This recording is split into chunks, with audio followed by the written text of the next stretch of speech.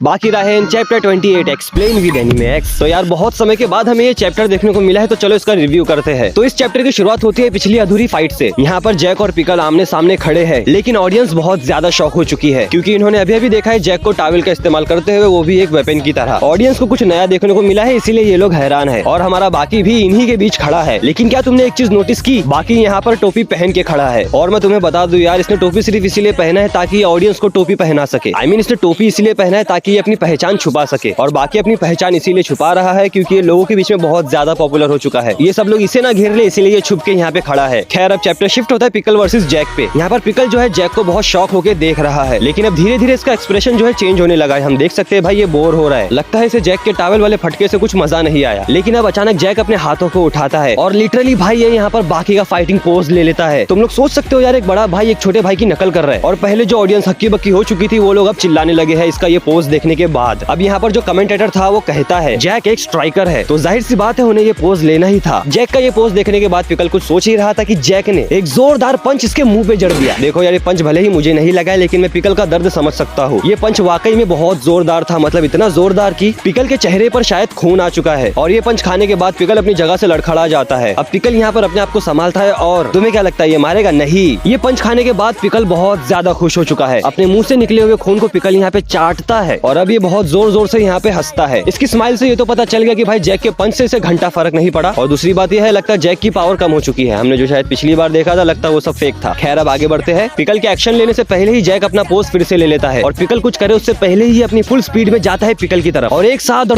कई सारे पंच जो है ये पिकल के मुंह पे जड़ देता है। और इतने सारे पंच खाने के बाद जानते हो पिकल किस तरह की आवाजें निकाल रहा था? ये वाली आवाज थोड़ी ठरकी टाइप थी, लेकिन ये इस तरह की आवाजें निकाल रहा था। खैर जैक इतने सारे पंचेस मार देता है, इसके बाद भी ये रुकता नहीं है। ये फिर से एक और जोरदार पंच इसके मुंह पे मारता है, और अपना पिकल दूर जाता है। गिरता नहीं है, ये बस लड़खड़ा जाता है और फिर से खड़ा हो जाता है। लेकिन यहाँ पर जैक पिकल को संभलने का मौका भी नहीं देता। ये अपने शरीर की पूरी ताकत लगा के फिर से उसकी तरफ भागता है, और इस बार पंच नहीं बल्कि एक जोरदार किक मारता है। और ये किक इतनी जबरदस्त थी कि भाई पिकल का मुंह का जबड़ा हिल जाता है। अब लोगों के दिल में ये उम्मीद थी कि पिकल गिर जाएगा, लेकिन ये फिर खड़ा हो जाता है। यहाँ पर ये सोचने वाली बात है भाई, जिस जैक के ऊपर इसकी बाइट फोर्स का असर नहीं हुआ था, अब उसके जोरदार पंच और किक खाने के बाद इसको कुछ नहीं हो रहा है। पता नहीं ये चैप्टर क्या कहलाता है। खैर हम मुद्दे पे आते हैं। पिकल यहाँ पर खुद को लड़खड़ाते हुए बस संभाल रहा होता है, लेकिन इतने में ही इसकी नजर पड़ती है ऊपर। यहाँ पर कोई अजनबी शख्स खड़ा है जो इन दोनों की फाइट देख रहा है। मैं तुम्हें बताता हूँ ये अजनबी शख्स कौन है। यह है पिकल का बेस्ट फ्रेंड हानायामा। अब यहाँ से चैप्टर शिफ्ट होता है जैक के ऊपर। जैक यहाँ पर सोच रहा होता है अगर मैं लगातार ऐसे ही स्ट्राइक करता रहा तो ये मैच कभी खत्म नहीं होगा, और इसका ऐसा सोचना लाजमी है भाई। इसके इतने सारे पंच खाने के बाद भी पिकल सिर्फ मजा ले रहा है, लड़ नहीं रहा है। लगता है अगले चैप्टर में जैक हमें कुछ बहुत तगड़ी चीज दिखाने वाला है। तो ये थी इस चैप्टर की समाप्ति। तो यार वैसे तो मैं डब एक्सप्लेनेशन करता हूँ, लेकिन इसमें कुछ खास डबिंग नहीं हो सकती थी, इसलिए इसमें रहने दिया। तो ऐसे ही और अदर एनीमे और मांगा का डब एक्सप्लेनेशन जानने के लिए सब्सक्राइब कर लेना इस चैनल को और विजिट कर सकते हो।